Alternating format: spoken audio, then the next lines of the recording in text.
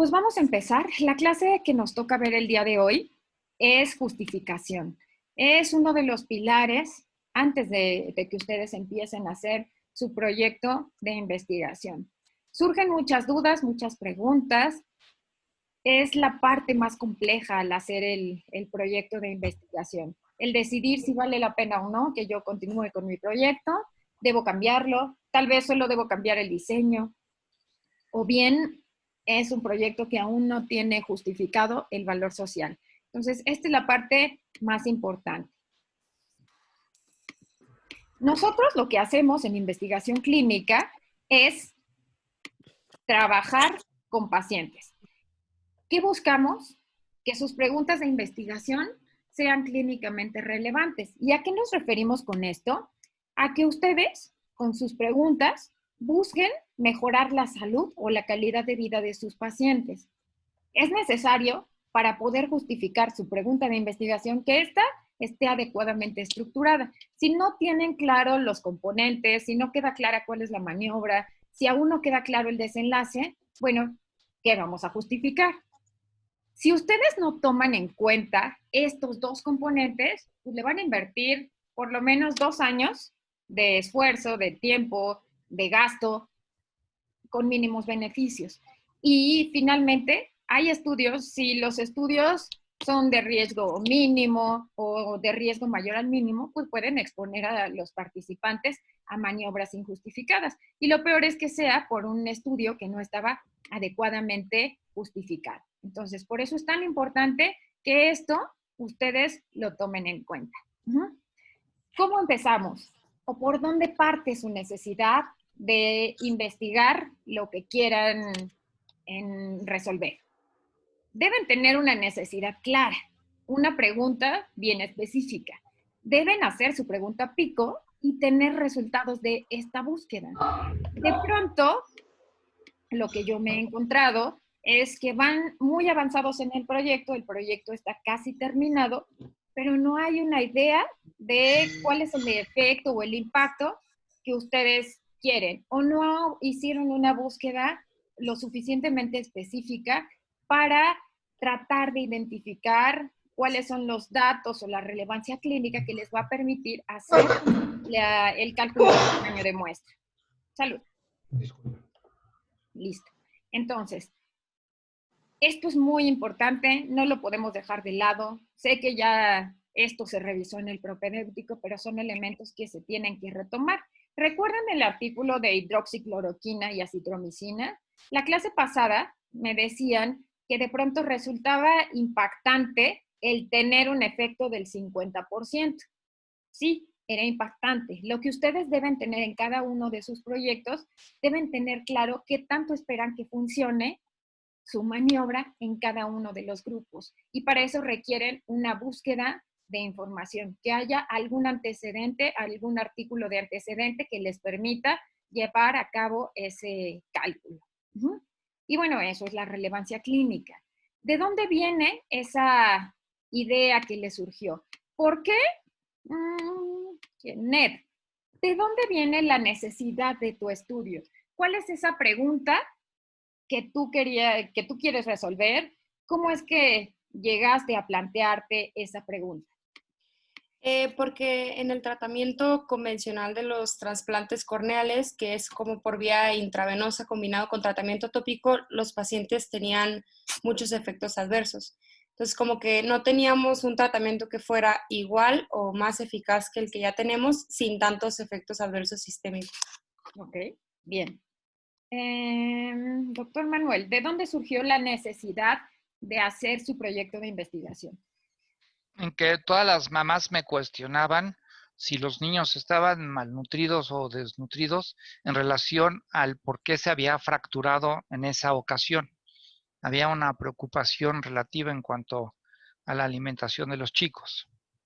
Entonces surge la idea de ofrecerles una alternativa de un suplemento para tratar de ayudar a que mejore el proceso de la formación del callo de consolidación.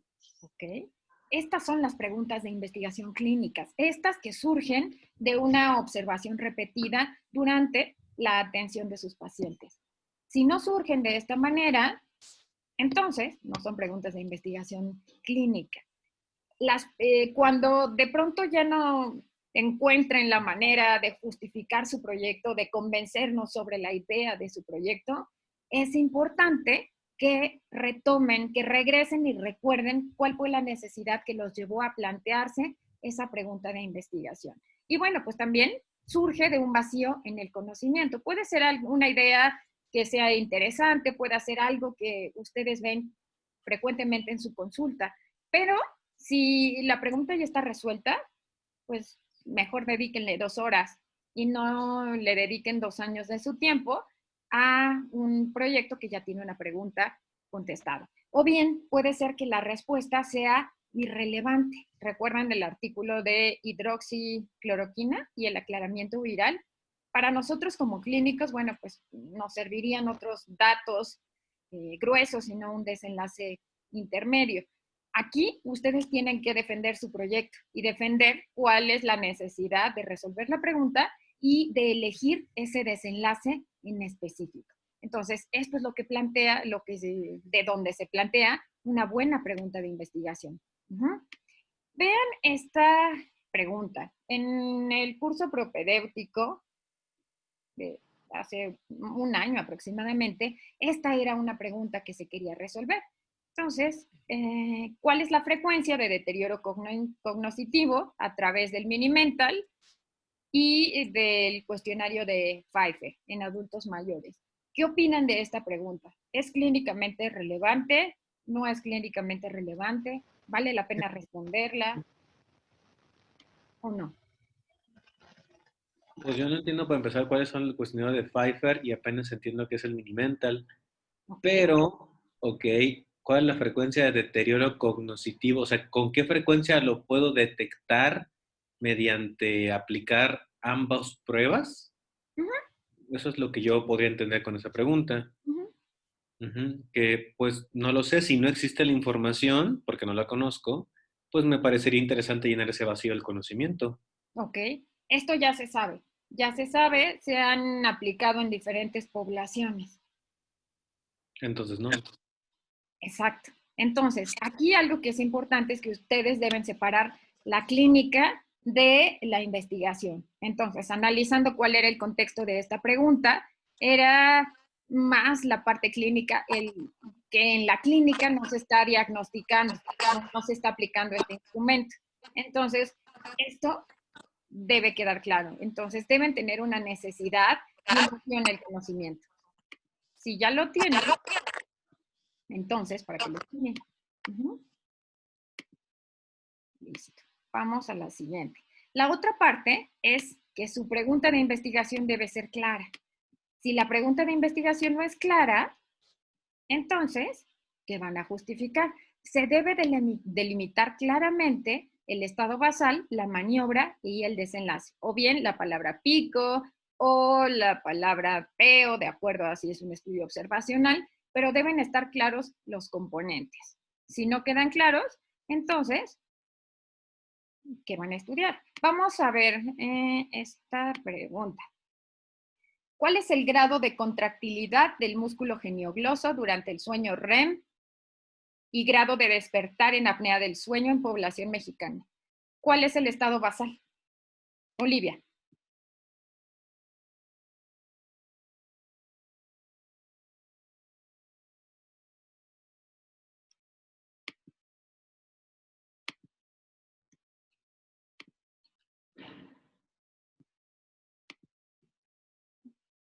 Olivia.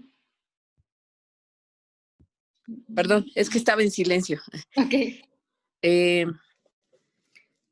Aquí sería la maniobra basal, sería el sueño, ¿no? Sueño, el momento en que se está evaluando el sueño en una población de mexicanos. Ok. Maniobra. La maniobra es evaluar la contractibilidad del músculo geniogloso durante esa etapa del sueño de la fase REM. Ok, bien, gracias Olivia. Marco, ¿identificas alguna otra maniobra? Mm, el grado de despertar. Exacto. No, Ujú. Esa es otra maniobra. Entonces, se tienen dos maniobras. Uno es la contractilidad del músculo geniogloso y otro el grado de despertar. Cada una de estas maniobras va a impactar de forma distinta en el desenlace, por lo que aquí deberían considerar estos dos componentes de la maniobra para el cálculo de tamaño de muestra. Ujú.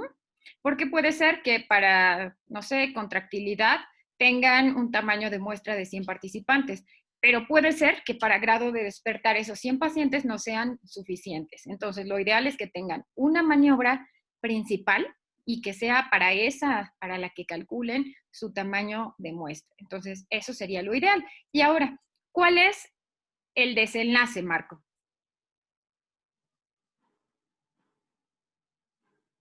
ay, caray. Pues es que se me antoja que es el grado de contractilidad del músculo geniogloso. No. No, ¿Okay? Es Olivia. la morbilidad en es la apnea. morbilidad en apnea del sueño. Ajá, morbilidad. Ok. Y ahora explíquenme qué es morbilidad en el sueño, Pues Manuel. morbilidad medida como, ¿no? O sea, morbilidad medida Es de- el medir qué tan frecuente uno genera apneas cuando está soñando, cuando está es frecuencia dormido. de apnea, eso es frecuencia de Ok. apneas. Entonces, vean, Pero eso al final, está dificilísimo de evaluar. por supuesto, al No. final lo que la alumna quería, a lo que le estaba llamando morbilidad, era al descontrol hipertensivo. Pues es que a lo mejor podría evaluar incluso, o sea, porque la polisomnografía, que es el estudio para evaluar apnea del sueño, mide como X mil variables, entonces tendría que escoger cuál o si todas. Por supuesto. Y además, ser específicos en el desenlace. No tendríamos por qué estar adivinando a qué se le llama morbilidad. Puede ser cualquiera de las complicaciones que genera la apnea del sueño. Entonces, esto debe quedar muy claro. En esta pregunta no estaba claro. Ajá. Ahora, vean esta pregunta. ¿Cuánto influye en recurrencia el margen quirúrgico hepático de los pacientes posoperados de hepatocarcinoma? Sergio, estado basal. ¿Cuánto influye en recurrencia? Los pacientes operados de hepatocarcinoma, Ok. Maniobra.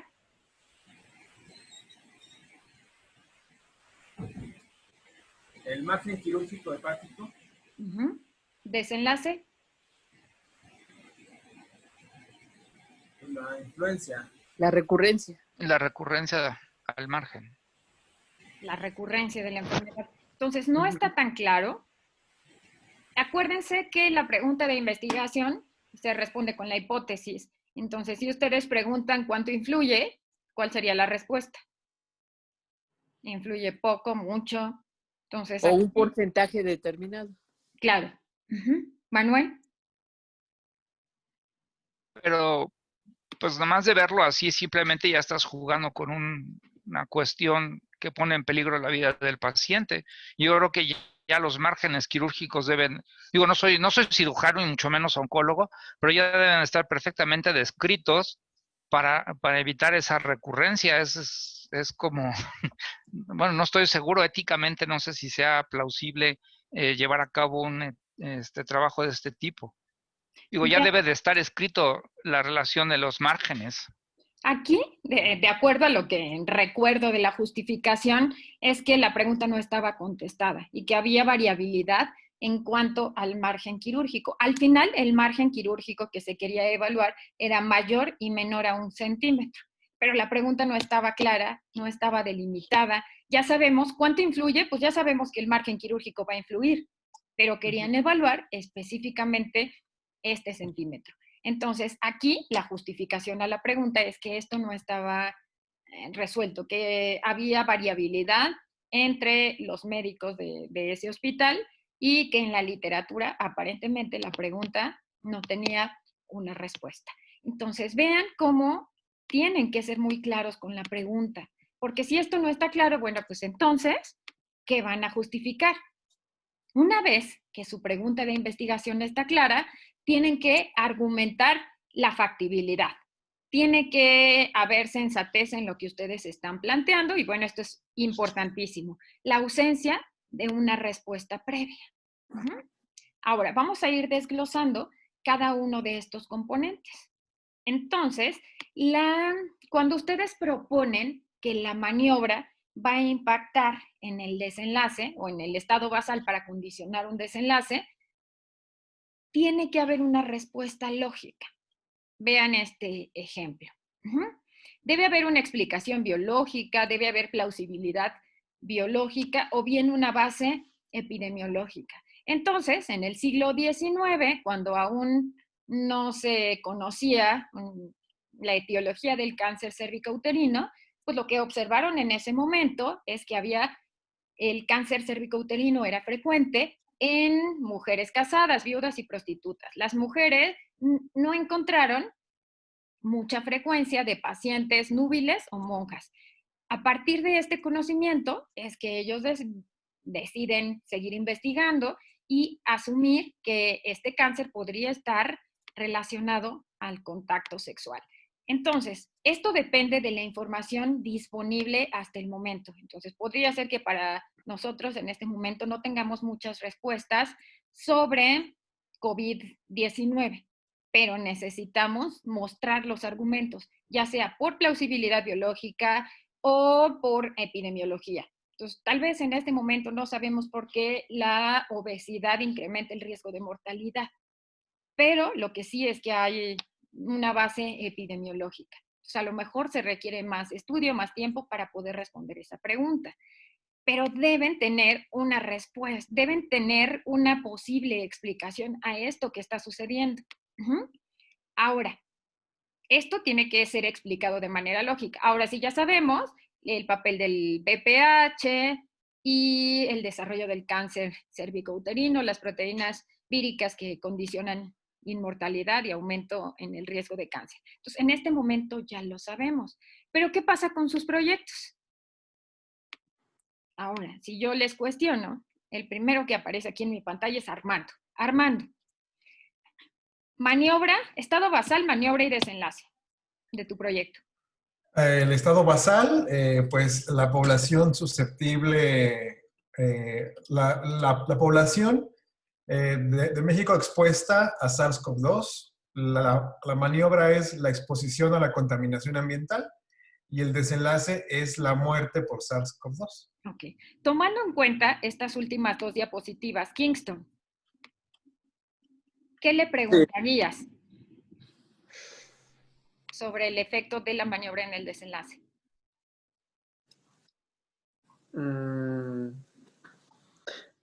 De la obesidad en SARS-CoV. No, quiere evaluar contaminación. Contaminación. El efecto de la contaminación ambiental en la mortalidad por SARS-CoV-2. Híjole. Pues, de entrada, ¿cuál sería la vía fisiopatológica por la cual se podría explicar que la contaminación ambiental afecta en la mortalidad por SARS-CoV?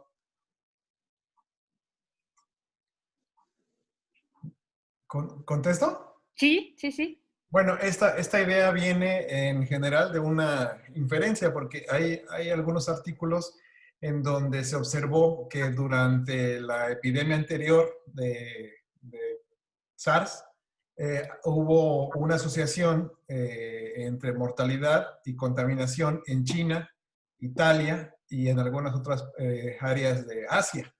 Entonces, bueno, es como una inferencia, decir, bueno, si esto pasó con el SARS, ahora con el SARS-CoV-2, puede también haber una asociación, más bien es como esta idea que surge de la inferencia de que ya pasó con el SARS, ahora ¿por qué no ver si esto pasó con el SARS-CoV-2? Ok. Aquí, esta parte, Armando, seguramente te la van a estar cuestionando. No hay tendrías que buscar la fisiopatología que nos ayude a entenderlo, o bien, si se acuerdan de los criterios de causalidad de Bradford y Hill, esto que tú nos estás comentando es una analogía. Tienes que mostrar los resultados de la epidemia anterior, la pandemia anterior, donde se presentó esto. Manuel.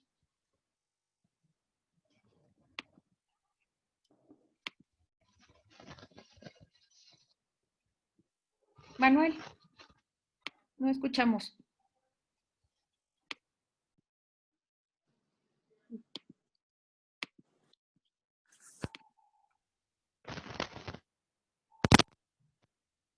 ¿Me escuchas? Así sí. A ver, simplemente es solicitar que nos explique bien el concepto de contaminación ambiental, ¿no? ¿Qué elementos van a jugar el papel de esa contaminación ambiental en lo que él quiere demostrar? Ok.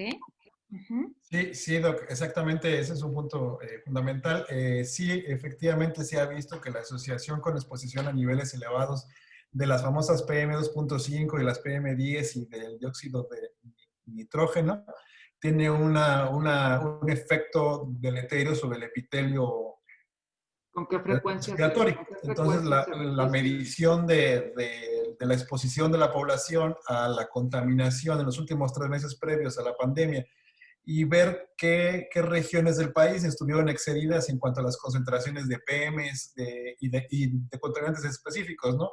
NO2, sulfatos, etcétera, y ver qué áreas del país estuvieron más expuestas a contaminación, a contaminantes específicos, cuáles de esos contaminantes excedieron los puntos de corte que se consideran como peligrosos o como de riesgo para la salud y hacer un estudio de asociación con la mortalidad por SARS-CoV-2. Okay. Ok. ¿Los convenció?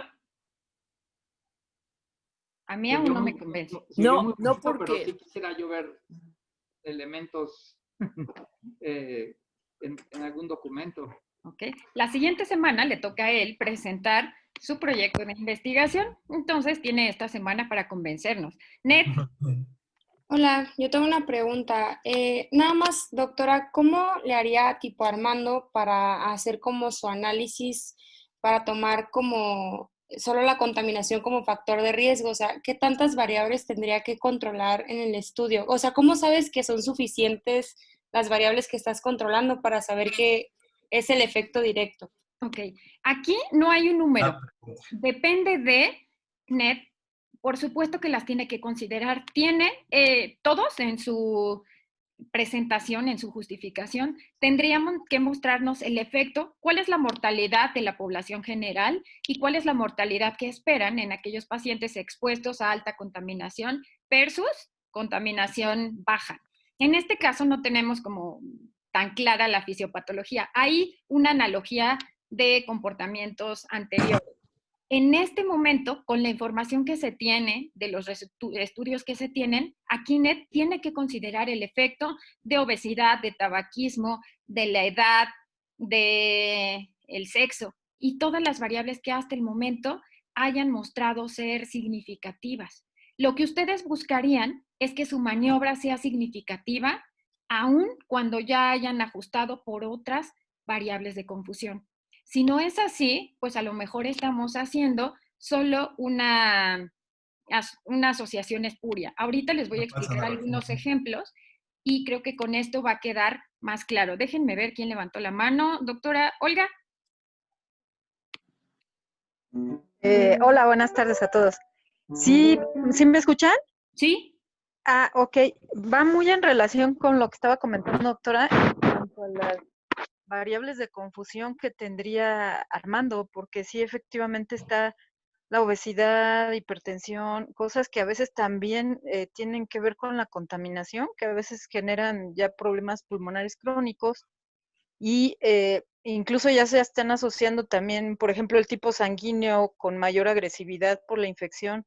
Entonces siento que todo, ¿cómo separarías o cuántos pacientes tendrías que excluir o cómo le harías para que no te sesguen? Porque pues sí son muchas variables ahí, pero tan solo la obesidad, pues la Ciudad de México pues está llena de obesos, de hipertensos, entonces sí, ese es sería la pregunta, ¿no? ¿Cómo manejar eso? Ok. Aquí lo que se necesitaría por cada variable que ustedes decidan incluir para ajustar como variable potencialmente confusora, requerirían 10 pacientes con el desenlace. Entonces, aquí hay por lo menos unas 10 variables que pueden impactar. Entonces, se requieren 100 pacientes con el desenlace, 100 con mortalidad, para evaluar el efecto de 10 factores de riesgo. Pero, o por ejemplo, índice de obesidad, grado 1 cuenta como una variable. Si deciden utilizar obesidad grado 2, entra como otra variable. Si deciden analizar sobrepeso, es otra variable. Entonces, esta es la dificultad cuando uno está planteando la justificación. Necesita asegurarse que de verdad lo que está mostrando el resultado es la maniobra y no las variables de confusión, que pueden estar presentes desde el estado basal o que se asocian con la maniobra, es decir, las maniobras periféricas. Marco. Bueno, yo me quiero, pues es que creo que es muy temprano para empezar a criticarlo, pero creo que es una super idea. Y yo solo quisiera decir que me imagino que va a ser algún tipo de regresión, bueno, de análisis multivariable para poder descartar todas esas cosas. Yo, si quieres, te ayudo. Trabajo en un hospital COVID en Jalostoc, que es la zona más contaminada de Catepec. Así es. Y tengo que entrar a Wiwis 3 días a la semana. Entonces, si quieres, te puedo ayudar y pues nos comunicamos por Google Classroom para mandarte el formato. Pero, ¿qué tipo y diseño de estudio vas a hacer para eso? Bueno, pues es que en esencia lo que estábamos pensando pues era en hacer un análisis ya una vez que haya concluido toda digamos, la fase de contingencia, por así decirlo, ya irnos a las estadísticas oficiales y ver pues ya el total de defunciones, clasificarlos por municipio o alcaldía y igualmente hacer una evaluación de todos esos municipios y alcaldías de su grado de contaminación y pues hacer, como ya comentaban, hacer el estudio de relación tratando de descartar las confusoras, ¿no? Okay. Pero ¿qué tipo de diseño de estudio es el que va a hacer? Pues sí sería un estudio retrospectivo comparativo. Okay, ¿es casos y controles? Pues es que no, exactamente, sería un transversal comparativo retrospectivo. ¿Y cómo vas a relacionar que tuvieron determinados grados de IMECA? No sé, se me figura como grado de contaminación. ¿Y cómo vas a relacionar que en verdad estuvieron afectados en ese momento por esos grados IMECA? Ah, sí, bueno, es que hay algunos autores que han propuesto que el impacto a la salud de la contaminación ambiental se establece al medir los últimos 3 meses que estuvo expuesta esa población a la contaminación, es decir, con 3 meses de exposición a contaminación ya hay un impacto en la salud. Entonces, bueno, se podría medir por lo menos los 3 meses previos al inicio de la pandemia, cómo estuvo la contaminación en México, o inclusive se podría medir todo el año anterior al inicio de la pandemia y ver cuál es la contaminación que estuvo presente en cada región, en cada área, en los meses previos, puede ser de 3 hasta 12 meses previos al inicio de la pandemia. Entonces ya sí se puede establecer si hay riesgo o no a la salud para ese grupo poblacional. Okay. Esto podría ser, más que un estudio transversal, una cohorte, y puede ser una cohorte retrospectiva. Entonces, bueno, esto lo analizaremos con más detalle en la siguiente clase. Olivia, y pasamos al siguiente tema, al siguiente apartado de la justificación. Sí, a mí me parece también un estudio que está proponiendo interesante, solo que aquí, por ejemplo, sería, considero importante un grupo control, y aquí el grupo control sería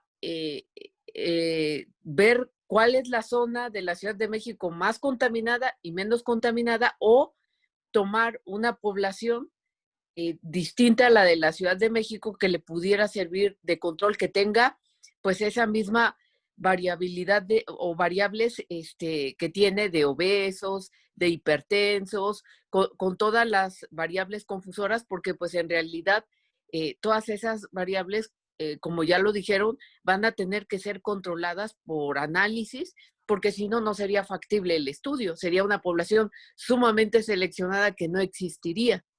Exacto. Entonces, bueno, la siguiente semana vamos a discutirlo a detalle. Armando, tienes una pregunta ahí que resolvernos. Espero que la siguiente semana nos la resuelvas. Y bueno, ¿por qué es tan importante considerar la plausibilidad biológica? ¿Por qué debemos tener una maniobra que de verdad esté impactando en el desenlace?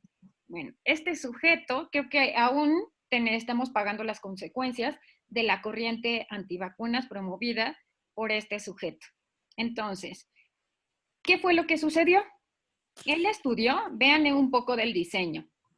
¿Cuántos pacientes imaginan ustedes que estudió? Ahí decía que 12. Ah, ya lo leyeron. No.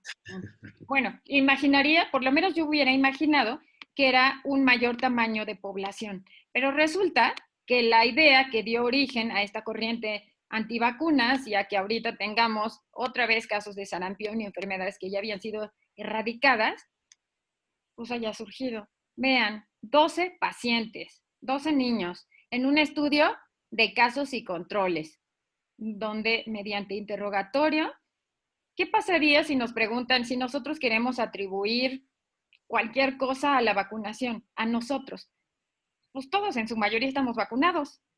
Entonces la frecuencia de esta exposición pues fue muy alta. Todos los pacientes tenían el antecedente de vacunación. No se controlaron otros factores de riesgo. Y bueno, vean, estuvo entonces, era autismo, era también encefalitis, había también alteraciones inflamatorias a nivel de ganglios. 12 pacientes. Y nadie lo cuestionó.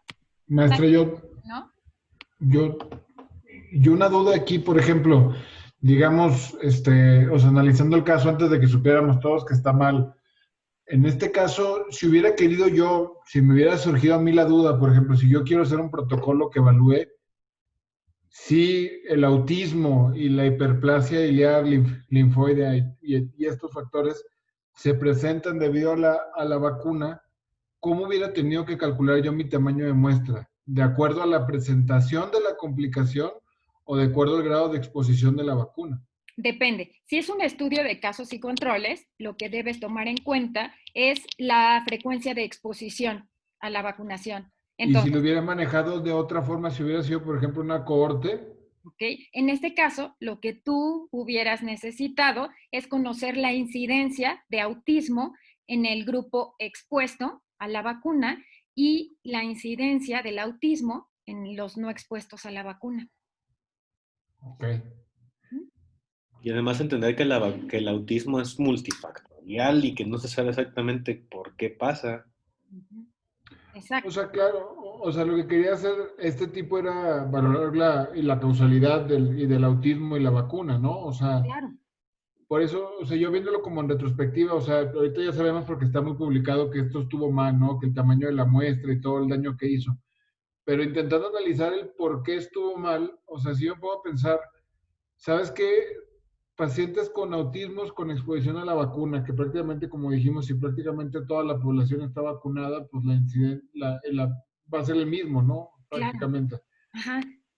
Yo creo que ahí ese es el primer punto, que faltó una población, como hace ratito lo decía Olivia, necesitamos tener un comparador. Aquí, de los 12, 11 estaban vacunados.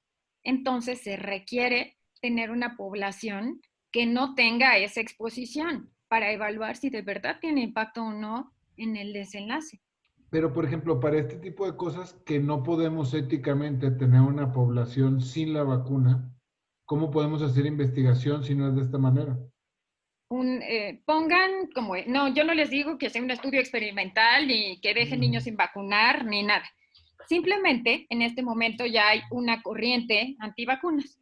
Hay pacientes que no dejan que sus hijos se vacunen. Entonces, ¿qué podrían hacer ustedes? En un estudio de casos y controles, eligen niños con autismo, no sé, 50% de autismo y 50% que no tienen autismo. Se van en el pasado y reconstruyen la historia y ven de estos niños cuántos estuvieron expuestos o no a la vacunación. Por supuesto que tienen que ver el tiempo de vacunación y el desarrollo del autismo, pero además considerar todos los otros factores que pueden ser factores de riesgo. Entonces, esta podría ser una manera. Ahí el diseño de casos y controles salva el punto ético. Por supuesto. O cualquier estudio observacional, retrospectivo, una corte histórica. Porque no pueden... Ustedes nosotros como médicos sabemos que los niños se tienen que vacunar. No podríamos no promover la vacunación para nuestro estudio. Ajá. O no podríamos ver que hay un niño que no está vacunado sin decirle a la mamá que tiene que vacunarlo. Entonces, un estudio prospectivo jamás. tendría que ser un estudio o un casos y controles o un estudio de cohorte retrospectiva, pero jamás uno prospectivo, ni un ensayo, ni un estudio experimental. Es una de las ventajas de casos y controles. O sea, yo hago la relación de mi variable con lo que quiero encontrar en un tiempo determinado y eso hace que mi resultado sea muy sesgado. Porque si agarré los vacunos, me fui para atrás, autismo con vacuna, pues sí se relaciona, pero ya no dije si los papás tenían factores genéticos, si tenían otra serie de cosas. O sea, está bien hecho, porque yo dije, quiero relacionar este punto con este punto y él eso lo demostró y pues está bien. Ahora, que eso sea aplicable o que no hay otros factores, eso es lo que hace que pierda validez el estudio. Y que pasaron muchos años para que este estudio fuera retractado. Entonces aquí hay muchos responsables, nosotros como lectores, también el Comité de Ética e Investigación, la revista a la cual se envió los revisores, los evaluadores. Entonces, es una responsabilidad compartida. Pero para evitar, esta es la dificultad, como lo comenta el doctor Sergio, de los estudios de casos y controles. La parte más importante de planear un estudio de casos y controles es cómo van a elegir a los controles y que de verdad sean controles comparables, que sean igual a los casos, a excepción del desenlace. Entonces, es ahí donde radica la principal dificultad de un estudio de casos y controles. Pareciera que es más sencillo, pero tienen que cuidar esta parte. De lo contrario, pues está todo sesgado. Ahora, ¿qué aprendimos de influenza? Esto lo aprendimos de influenza. En algunas ocasiones, las observaciones dan lugar a un planteamiento erróneo. Por ejemplo, en el 2009, en la pandemia de influenza, se evaluó o se consideró que la obesidad era un factor que incrementaba la mortalidad de estos pacientes. Empezaron a hacerse estudios a partir de aquí, se empezaron a estudiar interleucinas, marcadores inflamatorios, citocinas, para evaluar si había efecto o no. ¿Qué aprendimos más tarde? En estos pacientes que no era la obesidad, eran las comorbilidades, que los pacientes obesos tenían más diabetes, tenían más EPOC, tenían más enfermedad cardiovascular.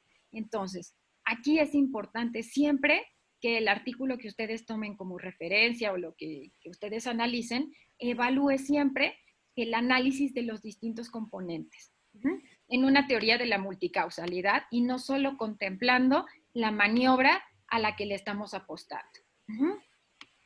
Este ejemplo también está interesante. Este fue un estudio en el que se evaluó a niños menores de 2 años y se evaluó si la exposición a la luz nocturna incrementaba el riesgo de presentar miopía. Lo que encontraron es que los niños que durmieron con la luz encendida tuvieron una mayor prevalencia de miopía, 48%, en comparación con aquellos que dormían con la luz apagada, que era 9%. La diferencia es grande. Pero ¿qué pasó después? Cuando este estudio se replicó un año después por otros investigadores, ustedes si replican un estudio con los mismos procedimientos, pues van a encontrar una respuesta similar. ¿Qué pasó aquí? A estos investigadores se les olvidó una variable importante y era el antecedente de miopía en los padres. Entonces, no era que la luz condicionara la miopía, es que los padres tenían miopía y ellos eran los que prendían la luz por su padecimiento. Entonces, no era la luz prendida. Esto se aprendió un año después, cuando se replicó el estudio, pero ahora controlando por otras variables de confusión. Entonces, aquí todos, en cada uno de sus proyectos, tendrán que considerar todos los otros factores que puedan impactar en su desenlace y tendrán que evaluar esto con modelos multivariados. Ahora, esta parte se la saltan y es muy importante. Estoy revisando ahorita el proyecto de uno de los alumnos. Quiere evaluar si un programa institucional de receta resurtible impacta en los pacientes diabéticos generando descontrol. La hipótesis es que los pacientes que están sometidos o que tienen receta resurtible están más descontrolados. Aquí pareciera que la pregunta pico ya es irrelevante, que en estos momentos pues ya sabemos todos que tenemos que hacer una búsqueda. Pero esto pasa frecuentemente. Tenemos todo el proyecto, pero al final falta este sustento. ¿Cómo es que yo decido a través de qué mecanismos o por qué el dar una receta resurtible puede condicionar un mayor descontrol glucémico? Entonces, esta parte es importante. Analizar la búsqueda, pues uno de los comentarios frecuentes es que no encontré nada. A veces tenemos que cambiar la búsqueda o a veces esto ocurre porque nuestra idea tal vez no se le había ocurrido a nadie y hay que pensar qué tan factible o no es nuestro proyecto. Entonces es importante regresar a la búsqueda. Si ya está resuelta, ¿para qué le siguen investigando? Si yo quisiera en este momento estudiar si el tabaquismo pasivo es dañino para la salud, pues vean ustedes, desde 1985 esta pregunta ya está resuelta. Entonces, ¿para qué lo estudian? No tiene sentido estudiar esta pregunta que ya está resuelta. Ojo que no es un argumento el que me digan, en población mexicana no se sabe. Tendrían que garantizar ustedes que hay una característica en especial de la población mexicana que haga un comportamiento distinto. Si no, a lo mejor si no es estilo de vida o es nuestro propio estado nutricional con mayor prevalencia de obesidad y sobrepeso, bueno, pues entonces, ¿por qué? O porque en México los estadios de la enfermedad son más avanzados, bueno, entonces se vale. O porque en México los niños están desnutridos. Entonces, en esas condiciones se vale evaluarlo. Ahora, ¿qué tienen que argumentar? La relevancia de su estado basal. Si ustedes quieren evaluar SARS-CoV-2, pues tendrían que hablar de todo el impacto, las muertes que ha ocasionado, las hospitalizaciones, las secuelas con las que han quedado los pacientes. Si quisieran hablar de... Imaginen que yo quiero hacer un estudio de cáncer cérvico-uterino. Factores que condicionan cáncer cérvico-uterino en una OMF. ¿Qué opinas, Argelia, de mi idea? No, pues no. Pues, vaya, como ¿cómo haría el proyecto en una UMF usted para investigar qué factores de riesgo hay para desarrollarse ACU? ¿Consideras que es factible, que es una idea viable? Pues no mucho. Ok. ¿Por qué no en el primer nivel de atención? Podría ser que... Porque ahí se detectan nada más las citologías alteradas y de ahí se mandan a otro nivel para que se haga el diagnóstico en general de certezas. Aunque un Papa Nicolau sí me puede decir cáncer invasor, yo no estoy tan segura ni siquiera qué etapa, nada. Pues entonces ellos nada más se quedan con un tamizaje. Ok. Entonces, si yo quisiera tener esta idea, ustedes me dirían, no, ¿y cómo le vas a hacer? ¿Cuántos casos tienes en la clínica? ¿Y quieres evaluar aparte factores de riesgo? Hay multiplicidad de factores. ¿Cuántos pacientes necesitas? ¿Las voy a conseguir en el primer nivel de atención? No en el primer nivel. Ustedes en la Gineco 4 lo podrían llevar a cabo, pero no yo en el primer nivel de atención.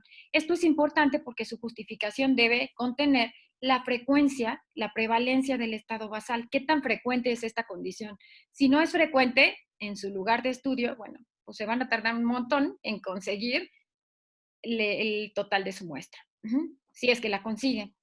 Pero, por ejemplo, puede ser que ustedes quieran estudiar una patología como esclerosis múltiple, pues no se van a ir igual al primer nivel de atención o a una comunidad rural donde no se hacen el diagnóstico, se van a ir a un hospital de referencia. Entonces, en ese hospital de referencia vale la pena, ahí tendrían que mostrar cuántos pacientes se atienden al año por esa patología, qué lugar como causa de consulta ocupa, y esa sería la justificación, no la prevalencia de la enfermedad en la población general, sino específicamente en su lugar de estudio, en su lugar de trabajo. Ahora, tienen que hablarnos también de la relevancia del desenlace. Si ustedes deciden que su desenlace es marcadores inflamatorios, algún marcador en específico, ustedes tendrían que decirme por qué ese marcador inflamatorio. Argelia, en tu proyecto tú quieres evaluar respuesta respuesta tumoral. Patológica. Respuesta patológica. Ajá. Aquí tú tendrías que mencionarnos, me quedó clara cuál es la importancia de la respuesta patológica, pero también podrías hablarnos del impacto que la respuesta patológica tiene en la elección del tratamiento, en la supervivencia, o también el efecto que los distintos tratamientos pueden tener en el desenlace, en la, por ejemplo, calidad de vida. Entonces, aquí tienen ustedes que fundamentar la importancia del desenlace, desde la incidencia o la prevalencia hasta el impacto que tenga en la salud. Si ustedes me dicen que quieren evaluar el efecto de metformina en células mononucleares y el DNA mitocondrial, bueno, ¿y qué van a hacer después con esa información? ¿Lo van a utilizar para alguna parte en específico del tratamiento? Si no lo pueden utilizar, no es un desenlace clínicamente importante. Entonces, bueno, ojo con el desenlace. Tienen que hablar de por qué ese desenlace y no otros, y qué podrían hacer ustedes en el contexto de la atención de estos pacientes. Entonces, si ustedes deciden que quieren evaluar como desenlace la hemoglobina glucosilada, pues me tendrán que poner con sustento cuál es la importancia, a qué se asocia, a menor complicación, a mayor sobrevida, a mejor calidad de vida. Ustedes lo tendrán que mencionar. De acuerdo a las guías de GRADE, los desenlaces que tendríamos que evaluar son los clínicamente relevantes. Entonces, el más importante es la mortalidad, seguido por índice por infarto agudo al miocardio, fracturas. En un lugar intermedio tenemos al dolor, funcionalidad. Aquí podríamos tener quizá la calidad de vida.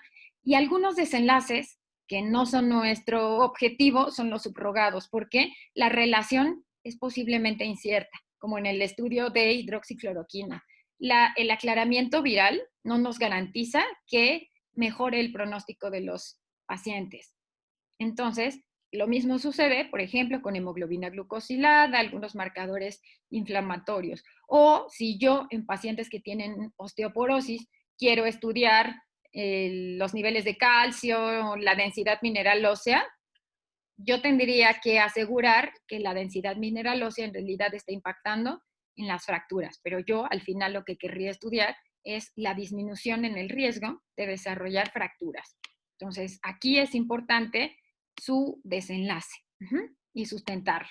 Y finalmente, cuando ustedes deciden justificar la pregunta, la maniobra, tienen que hablar pueden estudiar si se asocia a algunas complicaciones o eventos adversos. Se vale también estudiar los eventos adversos, se vale estudiar el impacto que estos generan en la calidad de vida del paciente. También pueden hablar del costo económico, no es lo que más nos impacta, pero bueno, hay costos indirectos, se pueden desviar los recursos. Por ejemplo, si habláramos de resfriado común, bueno, pues a lo mejor no mata, pero genera días de incapacidad. Entonces depende cómo ustedes vayan sustentando la importancia del desenlace. Y para esto no hay persona más experta que ustedes en el ámbito que ustedes quieren evaluar. ¿Qué tienen que mencionar de la maniobra? ¿Qué tanto beneficio espero? Si fuera un estudio de cohorte, yo tendría que decir cuál es la incidencia de fracturas en los pacientes con el tratamiento A versus la incidencia de fracturas o de alteraciones en la remodelación en aquellos que no se sometieron a la maniobra, o en los pacientes que en los participantes que tuvieron exposición a contaminación ambiental alta, cuál es la incidencia de mortalidad en comparación con aquellos que no tuvieron exposición a la contaminación alta. Entonces, esto es el beneficio que yo espero. Yo esperaría que esa diferencia sea mayor al 10%. Claro, hay condiciones en las que es menor este beneficio, pero a lo mejor es una maniobra de bajo costo, como el estilo de vida. Es una maniobra que ustedes pueden administrar fácilmente y que no tiene eventos adversos. Bueno, pues entonces ahí el beneficio puede ser mayor y ustedes pueden estudiarlo. Otro ejemplo podría ser la simplificación en el manejo terapéutico. Esto siempre va a llevar a un mayor apego. Por ejemplo, si tienen dos tipos de medicamento, uno que se toma 4 veces al día y uno que puede ser inyectado una vez, pues seguramente el inyectado una vez va a tener mayor adherencia terapéutica y por ende quizá un mejor resultado. Ajá. Y también tienen que considerar los eventos adversos. Entonces, el doctor Manuel quiere evaluar el efecto del amaranto en la consolidación de las fracturas. Él tendría que mostrarnos cuáles son los eventos adversos. Obesidad, incremento de peso o qué en específico. Así, cada uno de ustedes tiene que, si es una maniobra de tipo experimental, tendría que mencionar siempre los eventos adversos y ponderar el evento adverso versus el beneficio. Siempre tendrá que ser mayor el beneficio que el evento adverso. Y hay que considerar también la severidad de los eventos adversos. No es lo mismo que yo dé oseltamivir a un paciente y le dé náuseas, a que le dé hidroxicloroquina y le dañe la visión de forma permanente.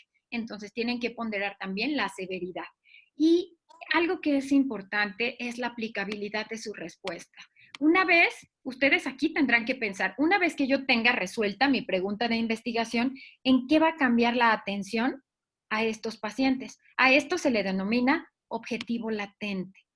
Y esto está muy relacionado a cuál fue la necesidad que les llevó a plantearse esta pregunta de investigación. Entonces, traten siempre, para poder evaluar la utilidad de su proyecto, regresar a los orígenes de su pregunta. Carla, si yo te preguntara cuál es el objetivo latente de tu proyecto, ¿cuál sería tu respuesta?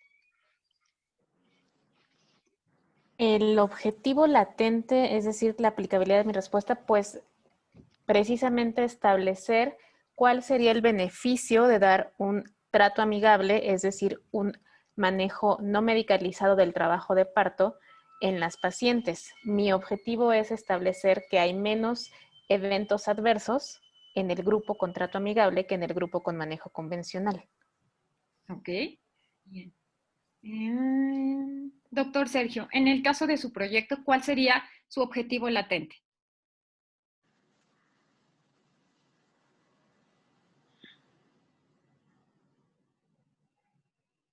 Ay, espérenme.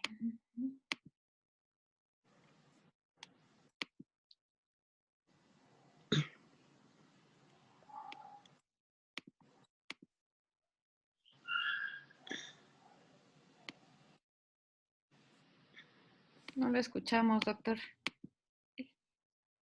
Ah, perdón, era yo. Ahora sí.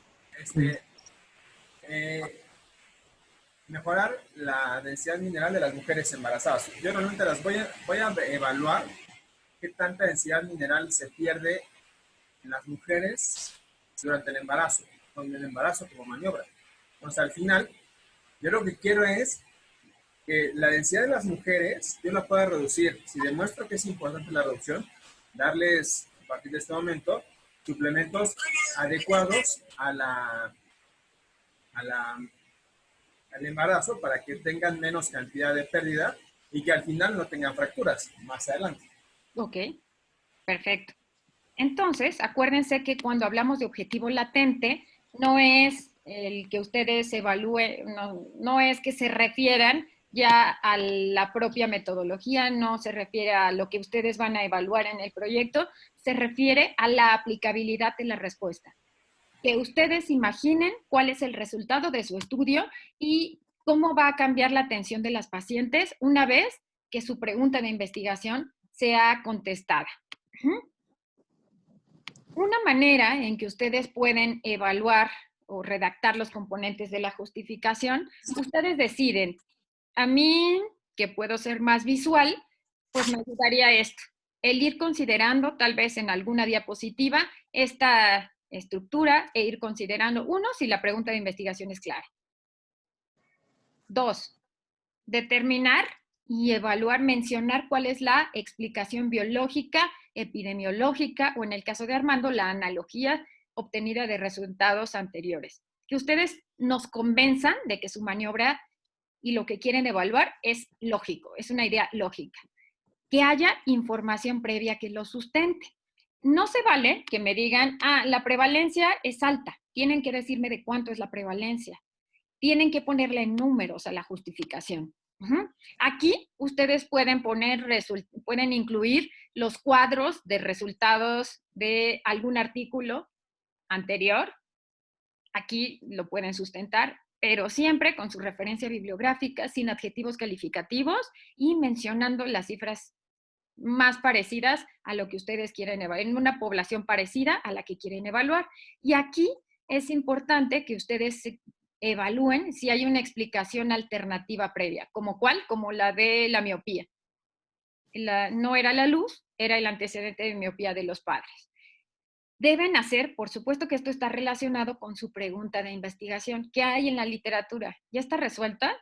¿O hay alguna laguna? Puede ser que se haya intentado resolver antes, pero que se les haya pasado alguna explicación obvia, que no hayan hecho un diseño multivariado, que no hayan considerado alguna variable que ustedes consideren importante. Después, la frecuencia del estado basal.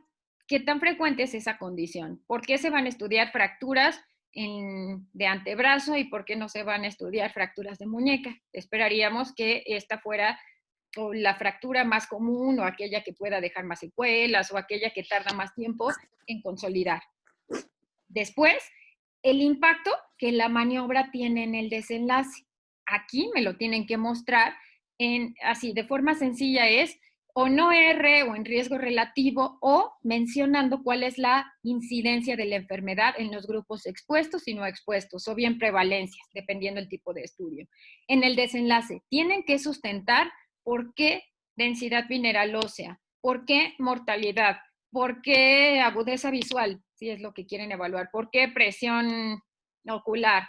Si quisieran evaluar hemoglobina glucosilada, tendrían que decirme por qué ese desenlace o por qué dolor.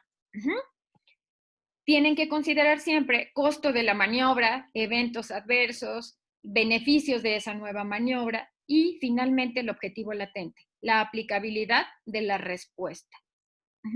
Entonces pueden hacerlo a manera de cuadro o en una presentación de PowerPoint. En las siguientes clases, en lo que nos vamos a enfocar es en 3 aspectos importantes. Sus presentaciones deben contener la pregunta de investigación, el diseño arquitectónico y, por tanto, el análisis de los sesgos y después su justificación. En esta primera parte del seminario solo nos vamos a enfocar en esta parte. ¿Por qué? No tiene caso que calculemos el tamaño de muestra si la pregunta no ha sido adecuadamente justificada y sustentada. Entonces, nos vamos a enfocar solo en esto. Entonces, la siguiente semana le toca exponer en la primera hora a Armando y en la segunda a Lupita. Media hora y media hora, todos iremos haciendo aportaciones y bueno, acuérdense de la tolerancia siempre a la crítica. Todo es en pros de mejorar. Olga. Una pregunta, doctora. ¿Cuál es la diferencia de la justificación con el planteamiento del problema? El planteamiento del problema surge de la revisión de los antecedentes científicos. Entonces, la principal diferencia es que en el planteamiento del problema, ustedes nos muestran cuál es el contexto, qué se ha escrito y cuál es esa necesidad o vacío científico que da origen a que ustedes se planteen la pregunta de investigación.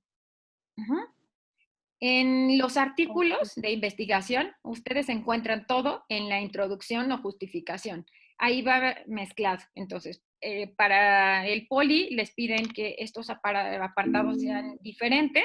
Entonces, es esto, la revisión de la literatura que da el sustento a la pregunta de investigación, el vacío en el conocimiento, lo que nos falta por responder, eso es el planteamiento del problema.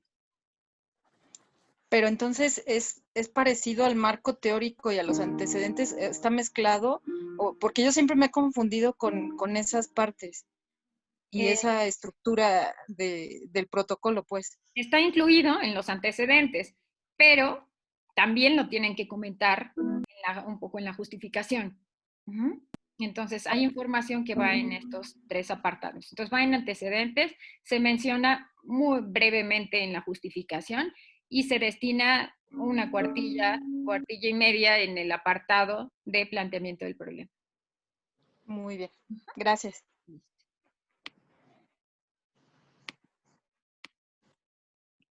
Entonces, para concluir, la pregunta de investigación es clínicamente relevante si mejora la salud o calidad de vida de su paciente, si la pregunta no está resuelta al revisar la literatura o hay un vacío, alguna variable no atendida con anterioridad. Deben saber cuál es el beneficio esperado. No se trata de ir y a ver qué encontramos. Se trata de saber ya con anterioridad qué es lo que se espera.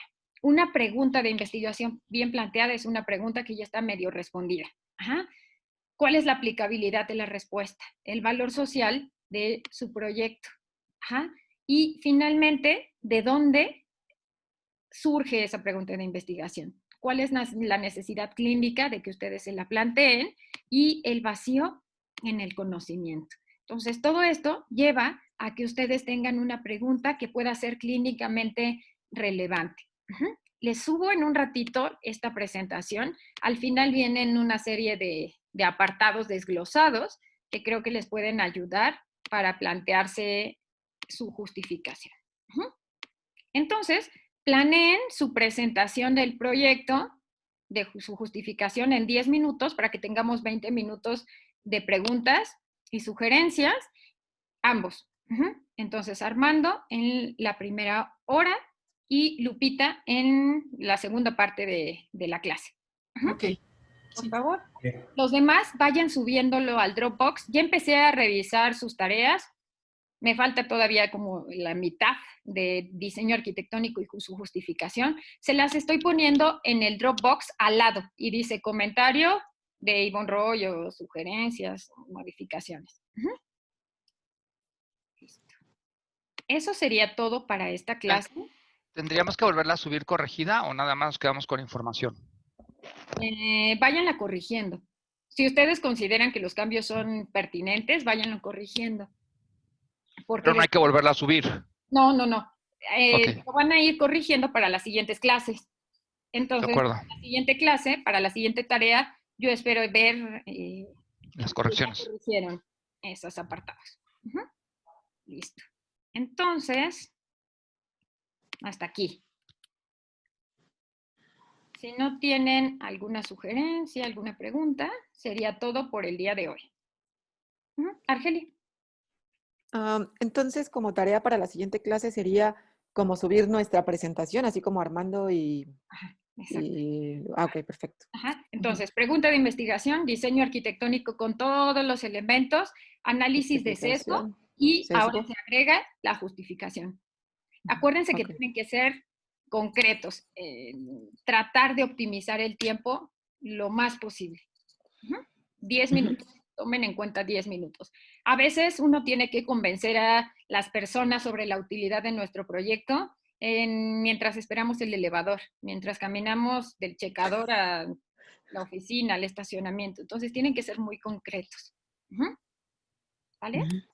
Sí. Ok. Eso sería todo por hoy. En un ratito les subo la liga de la clase y les respondo las preguntas que me hicieron sobre el pago en el poli. Gracias. Muchas gracias. Nos vemos.